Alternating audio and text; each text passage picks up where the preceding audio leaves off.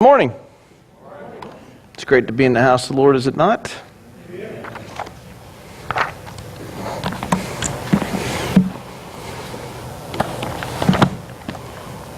Book of Exodus, chapter 2. Book of Exodus, chapter 2.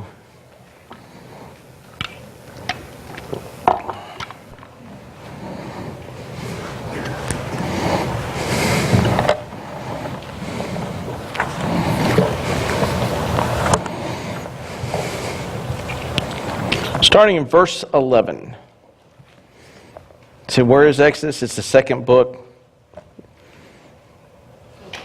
Verse 11, chapter 2. One day, when Moses had grown up, he went out to his people and looked on their burdens. And he saw an Egyptian beating a Hebrew, one of his own people. And he looked this way and that, and seeing no one, he struck down the Egyptian and hid him in the sand. And then he went out the next day, and behold, two Hebrews were struggling together. And he said to the man who was in the wrong, "Why do you strike your companion?" And he answered, "Who made you a prince or a judge over us? Do you mean to kill me as you killed the Egyptian?" And Moses was afraid and thought, "Surely this thing is known." When Pharaoh heard of it, he sought to kill Moses. But Moses fled from Pharaoh and stayed in the land of Midian, and he sat down by a well. Pick up here. Last week, we looked at the birth of Moses and the subsequent placing him unto the river and him going into the household of Pharaoh, but yet quickly being returned to his mother to be nursed, and then after 3 to 5 years, depending on how long you want to date the weaning cycle amongst Hebrews, he then returns back to Pharaoh's household. And we hear nothing more of him for 40 years. Because Acts tells us that it's 40 years that this event occurs. And so in 40 years, Moses has been relatively silent. And then the text begins with, one day, Moses happens to go out and see the burdens of his people. And it's kind of a figure of speech. It's not like he's all of a sudden decided that he is a Hebrew. It's not all of a sudden that he's contemplated. There's a lot of ink spilled on whether or not and when he knew and how he knew and where he knew. It's probably a very good assumption that his mother, who weaned him, told him who he was. That's a fair assessment. We do know, according to, I believe it is also Acts, that he refused to be called the son of Pharaoh or the son of Pharaoh's daughter. And so we do know that somewhere along the line he became cognizant of exactly who he is and who he wasn't. But one day, he goes out to look at the burdens of his people.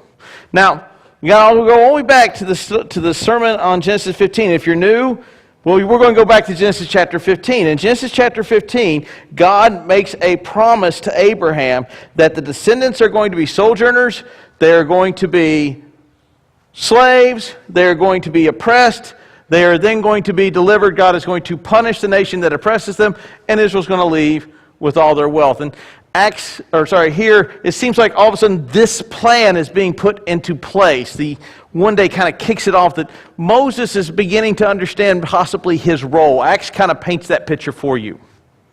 And he kind of understands his role. He thinks that he's the guy. He's coming out, and then one day he sees the burden of his people, and he sees one of them being beaten by an Egyptian. And notice the identification in the text. He doesn't identify himself as an Egyptian, but he beat one of his own. And Moses then kills a man. Let's look at this just on a cursory basis, what it is. A great example, right here in the text, of how we go through sin. We're going to look at this text from multiple angles, but right now let's take a look at this one. Notice what he does. In the act of killing this man, let us look at what he does. He doesn't walk up and go, "I'm a member of Pharaoh's court. I possess power and authority. Stop beating this Hebrew man and let him go." So what he does. Because what he's about to do, he knows is wrong to do. What's the action he does before he kills the man?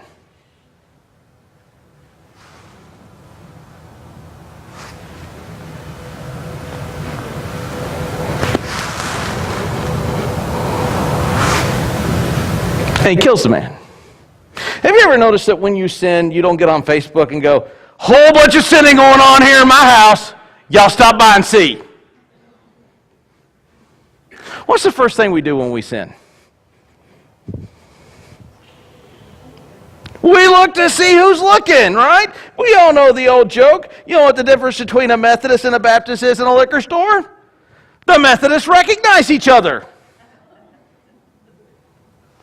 It's a funny joke. I'm glad you chuckled instead of just at the thing of reading a bulletin through my sermon. Why? Because we don't announce it to the world. And Facebook's a great place for people to not announce things that they should never, ever announce. I have yet to figure out the filter on some people's Facebook things, because y'all should not post some things you post. Ever. I have friends that have no filter. She'll go, seriously? I'd take that one off. But anyhow, we never tell people when we go to sin. We never tell people when we're actually going to go. Moses is doing the same thing. Watch how Moses does things. And here's the thing. We act as though when we do this, we've covered our bases. Thinking no one will see, no one will find this out, no one will know what I have done because I did the head look. I don't see anybody. Notice what the text says here. Check this out. Seeing no one, or looking this way and that, seeing no one, he struck down the Egyptian. He gets angry, he gets mad, he looks around to see if there's any witnesses. He kills the man, and then he does what we typically like to do when we sin, and we cover it up. You ought to watch Snap. Snap is a great show. I don't think that it's on there anymore, but if you've got like the Lifetime Network or Netflix or something or other, I'm sure it's on there. You can call my wife. She has a notebook that she keeps. I swear, I think she's planning my destruction one day because she watches those shows and takes notes. So I know that if I ever come home and I'm stepping on plastic, I'm leaving. It's a joke. If you watch those shows, though, people come up with very elaborate means of disposing of the guilt or the attempted crime. Moses hides a body in sand. If you've ever been to a sandy region, do you think the evidence of a body concealed in something that blows is concealable? I mean, it's not like Jimmy Hoffa who's buried in concrete. You know, it takes a lot to get concrete to unravel. Sand, it flies so much it even gets up in the air and turns the sky blood red. I mean, it's a shift. And think about it when we go to sin and look at how we sin and how we hide the evidence. There's a couple of shows called, and little kids don't say this, but it's the Stupid Criminals. Because they do crazy things to hide what they do. Look at what Moses does. Moses kills the man. He looks around to make sure nobody's watching. He buries the body. But who do you think he forgot about knowing the crime? The guy the other dude was beating. Here's another concept too. You may conceal your sin from now until the day you die. But from whom have you never concealed your sin from? So we think he can't see. The sand covered it up. I was in my house when I committed that sin. No one can see because I had the blinds closed.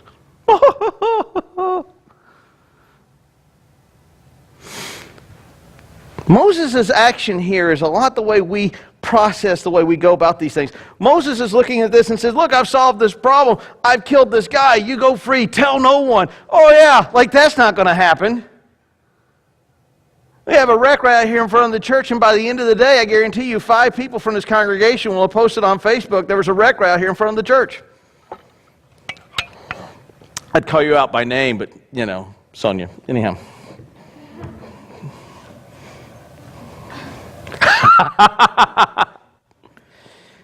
Anyhow, And he hit him in the sand. He goes out the next day. And two Hebrews are struggling together. And he says, what are you doing wrong? What are you doing? Why do you strike your companion? And notice why it comes full circle here. Who made you prince and judge over us? Do you mean to kill us? I don't think the guys were asking the question like, are you planning to kill us? Oh, no, I think it was more mockery. Who made you? Who are you? You're a murderer. Are you going to kill us too? You going to cover up the crime and kill us too? Moses was afraid, and he said, surely this thing is known. And then we know Pharaoh has found out. And now Moses ends up in the land of Midian. You go, great. You got to remember the plan, right? The plan is that the children of Israel will be wandering in captivity and oppressed for 400 years. The text tells us last week that up comes this baby Moses, and if you've read ahead in the book of Exodus, he's kind of a big deal. So there's this plan that's in motion that God has put into motion, not in Exodus chapter 1, but way back 400 years or more in Genesis chapter 15, that this is the plan that's in motion, and up comes the deliverer, and he grows up to be a 40-year-old man, and according to Acts, he believes that what he's doing is a means by which he's going to deliver people. I don't really understand how you plan to deliver people by killing a guard, but okay, rock on. Anyhow, so he thinks he's the deliverer, and he's got this plan, and yet it doesn't work out. He now has to go into the land of Midian into hiding. And when you look at how God unfolds plans, have you ever wondered, what are you doing? This is such an easier way to do this. You look at the plan in which God has for the children of Israel here. He goes, look, Abram, I've promised you this land, but you're not going to get the land. I'm not going to give it to you until your children 400 years from now, they're going to get the land. Okay. Tell me when the good part gets here. Okay. Well, they're going to wander for a while in a land that's not theirs. Okay. Then they're going to be slaves. Okay. Then I'm going to oppress them. Not really sure about that part. Then I'm going to punish the people that oppress them. Okay, that's cool. And they're going to leave wealthy because the Amorites' time has not been complete. When we look at that, there's a simple way to do that. How about you just kill the Amorites now and let Abraham get the land, and the children of Israel just start their nation building right there in Canaan, and pow! Easy! See, that's how we think. We look at the plans and we go, there's an easier, God, this is point A, and you tell me you want me to be there. There's point B. How about we just draw a straight line, and we'll walk it. But if you look at how the plan unfolds, in God's timing, it seems like the plan goes over here for a little bit, and then it comes, and it almost seems like, and I'm sure that none of you have ever had this question, are you even aware? Do you know what is going on down here? Here, let me help you out. You seem to have a lot on your plate. So I'll help you out, and then when I need your help, I'll call on you and you help me out, okay? You're like air support. When I need you, I'll need you. I'll call for fire. And then we'll move out. Notice this is not an uncommon habit in the Old Testament. Abram, you're going to have a son. Remember when that individual tells that to Abram, it was so funny that even Sarah chuckled. And then along, Abram starts looking at himself, and he starts looking at Sarah, and he goes, we're getting kind of up here in age. Actually, we're past the age of bearing children. We'll help God out. So Abram sleeps with his handmaidens, and all of a sudden out comes Ishmael. And what does God say? Hey, thanks for the assist, but no. Thanks for trying to help me out, but no. I have a purpose and a plan. And notice what happens. In that purpose and this plan, here comes Isaac. And then as Isaac's tooling along, notice what God does. Hey, Abram, I want you to take Isaac, and then I want you to kill him. Along the lines about this way, typically most American Christians will be looking at this and like going, huh? Wouldn't this be so much simpler if when I was earlier, I just had kids and I named one of them Isaac? It works. See, the timeline goes this way. See, we don't have to do all this. And actually, though, the point, in fact, is actually we do. See, we prefer things that are easy. We are the path of least resistance individuals. A lot of times, if you've ever been in the army, we prefer the easy wrong over the hard right. We like easy. And we really put a lot of emphasis upon easy. But if things come to you easy, do you have an appreciation for what God has done? The fact is, no. It requires a great deal of faith for Abram to sit and wait for the heir that God has promised. It requires a great deal of faith for Abram to take that child into the woods and look at the slaves and say, I and the boy will return, and go and almost plunge the knife within his chest. It requires a great deal of faith for Israel to go through this Holocaust that they are having at the hands of the Egyptians. Moses is now brought up, and the text here doesn't reveal it, but Acts 7 kind of does, that he is the deliverer, and all of a sudden he's decided he's going to help God deliver Israel with his own hands. And notice in Genesis chapter 15, God didn't say, I'm going to need help punishing that nation. He has a script. He has a plan. Your help isn't. He has got this under control. Moses laying in the river as a basket, as a baby boy, vulnerable to the world, could have easily have drowned had it not been for the hand of providence guiding that basket and Pharaoh's daughter to a meeting point. Moses didn't swim that basket over to that woman. Moses' mom didn't put that basket in there by chance. Too many coincidences for it to be chance. And the plan, though, Moses, you messed this up. Really? Moses goes away. Acts tells us that in Midian he's there for 40 more years. Now, why would he do that? Remember the last part of Genesis chapter 15. What must occur before the children of Israel can leave Egypt? The time for the Amorites must be what? Completed. We look at this and go, man, Moses, you've screwed this up.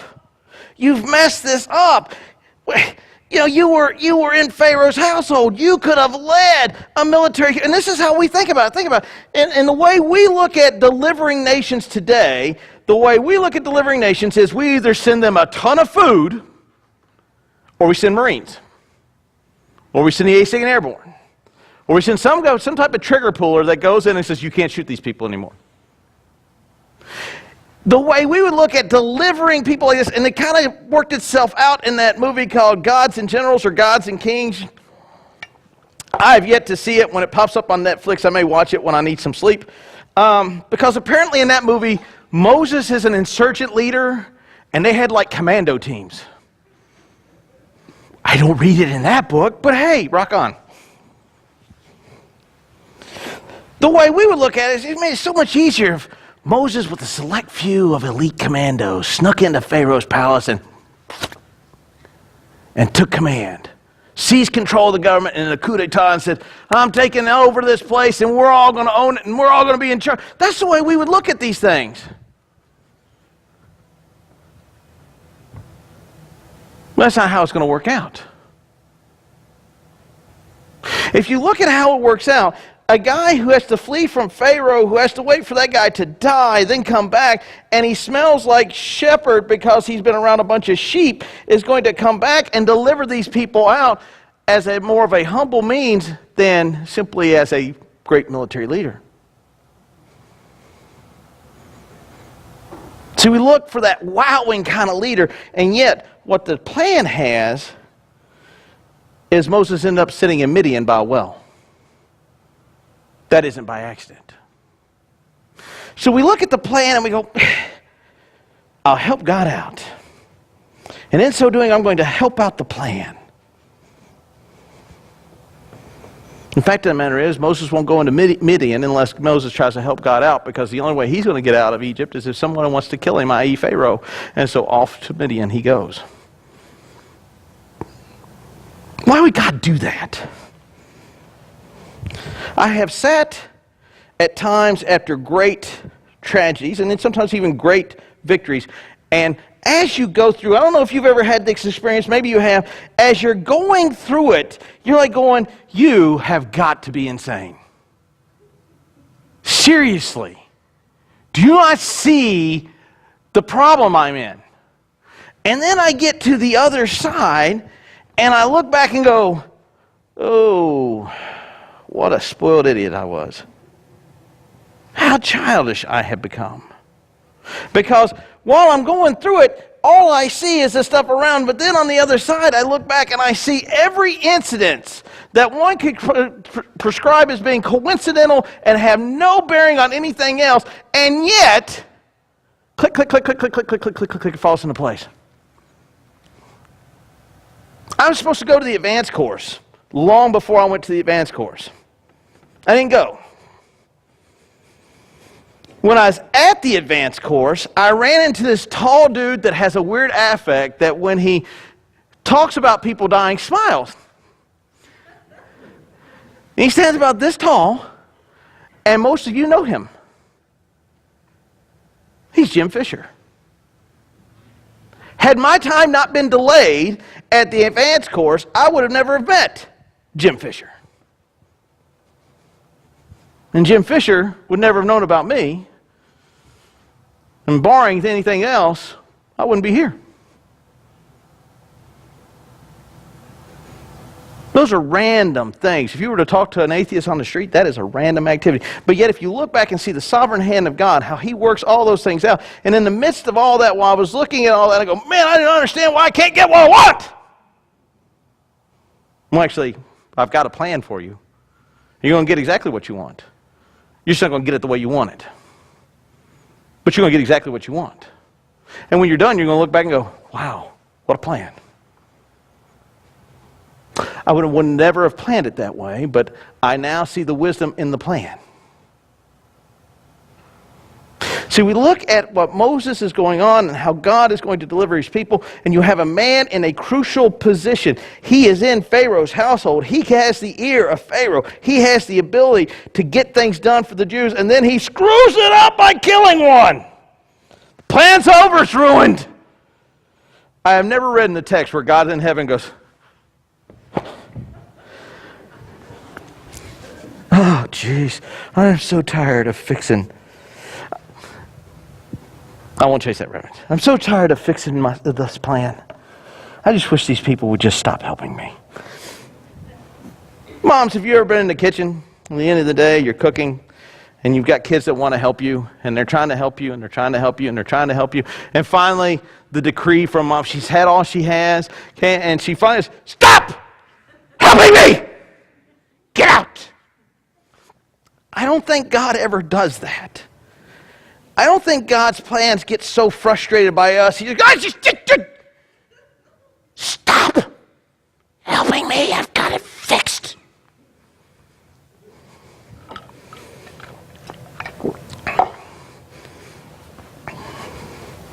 Finally, let's look at it from another direction.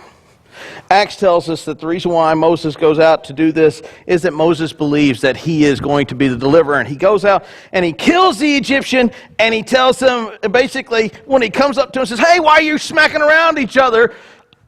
Basically, ta-da! I'm the guy here who's going to deliver you. Ta-da! No one told everybody else except you, Moses. And so he goes out and he does this thing in an attempt to be the deliverer, and then goes and sits in a desert for 40 more years. It's kind of indicative when we get there. I won't give you much because you won't show up those Sundays for these sermons. I know how you people are once you get the read ahead. But when he is sent back to the people of Israel, notice one of the questions he asks. Who am I to tell, or what evidence shall I present that I've come from you? If he tried to deliver Israel by his own strength, as Acts kind of indicates, then, and you have the two Jews going, who are you? Are you a prince? Are you a judge? Are you going to kill us too? When I return and go, hey, I'm Moses, the guy that killed that Egyptian and fled, that's going to carry about as much weight as a lead balloon. Who shall I say sends me? They're going to want proof. And what does God tell him? You tell them I am who I am has sent you. But not only that, he's also wanted for murder. And so he goes, okay, well, when I go to see Pharaoh, and there's much more to the story, I won't ruin it for you. This is just a little taste. So show up those Sundays. Who or what shall I do to convince Pharaoh? Pharaoh's a powerful man. And at that event, God gives him the things to say to the children of Israel, and God gives him the abilities with his staff to throw it down. It becomes a serpent. That would freak me out alone in itself. And he goes back. You say, so what? Well, let's look at this just from a very practical means. If you look and just boil the text down to just nothing more than what it is, you have the perfect anatomy of a sin. You have the perfect anatomy of an individual who he does this. And I'm sure none of you have ever done that. I'm probably the only one in the room that does that. You know, this is how I do when I'm about ready to buy another firearm. I try to buy Monday through Friday because guess where she's at? There you go. It's all an attempt to give a gun a loving home. I'm just kidding. But we do that, right? In the anatomy of a sin. So we look all directions, then we try to conceal the sin, and we think that we've hidden the sin, and all of a sudden the sin's found out. And instead of admitting to the sin and taking the consequences for the sin, what do we do when the sin's found out? We run. If you just look at it basically that, you simply have that. But there's more behind that text than just simply a man killing a man.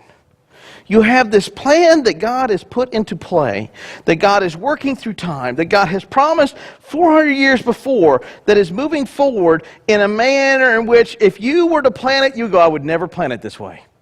I would never do it this way. I would do point A, point B, point C, point D, point E, point F, and it would be logically carried out in our logic. And you see this plan that is slowly being put into place, that at every moment that it seems to be a purpose of derailment, all male children are to die. Derailment. Moses, our protagonist, kills a man and now goes off to Midian. Derailment. Are all essential parts of the plan because it puts Moses in Midian where he's going to encounter God at the burning bush. We have this plan that is working through time, but what happens is we get so focused on how we can help the plan as opposed to simply seeking God in the midst of the plan. We grow impatient with the plan. Some of you are suffering or have gone through some terminal illness, and as you've gone through it, you grow impatient in the suffering. You grow impatient in the waiting, and in that you would do anything to speed that process up. But in that slow, painful wait, you have that opportunity to rest solely upon the grace and peace of our Lord and Savior, because that is the greatest strength you're going to have during that time. And how quickly we run from that and begin to change or try to change the plan. Finally, towards the end, we see that what appears to be derailments are nothing more than the hand of providence leading this plan to its full conclusion. If we were to make this plan, it would have a totally different look. Much like the way in which Christ enters into the world. If I were going to redeem mankind, I would not send a child to be born in a backwater town in a manger. The wise men, when they came looking for the Redeemer of the world, went to a palace, because that's where kings are made. If I were to create a plan to redeem mankind, I wouldn't have the child then be sought to be killed by chance in case he did get captured, to be killed, and have him flee into Egypt until the king had died. If I were to build a plan to redeem mankind, I certainly wouldn't have him working as a carpenter for 30 years until he begins his ministry. And certainly wouldn't have him wandering around the countryside doing all that he did. See, if I were to do it, he would be an authoritarian figure from the beginning. Pow! I'm the man! That's how our thinking takes us. I certainly would never have him executed. Notice how the plan of God is uniquely different than ours. Moses comes into the world in a very humble means. He then goes into the river, and he is then pulled from the river, and then he goes into Pharaoh's household to where he can learn all the great stuff that he needs to learn, and then he runs in order to come back to be the deliverer. He delivers Israel in spite of all of his failings. You look at how Christ comes into the world. He comes into the world through very humble means. He enters in of a virgin girl into a manger, flees to Egypt, and lives a very humble existence. He dies upon a cross for the crimes of you and I, and delivers his people through his death, burial, and resurrection. If I had planned it, it would have never been planned that way. Praise God, I wasn't in charge of the planning matrix that day. Because the only way that satisfies a sinful heart, or satisfies the penalty of a sinful heart, is the blood of an innocent being. And Christ comes to take our place upon the cross to deliver us from the consequences and the penalties of our sin. So before we go and help God out with the plan, let us look at the plan that he brought into existence that brings us our redemption, that redeems us from the hand of not an oppressive king, but of a wicked tyrant whose sole purpose is to ensure our destruction. If you're here today and having a clue as to who Jesus Christ is, or why he would come in such humble means to die upon the cross for your sin, and be here at the front, my microphone will be turned off. It'll be one sinful individual talking to another about the grace and love of our Lord and Savior Jesus Christ.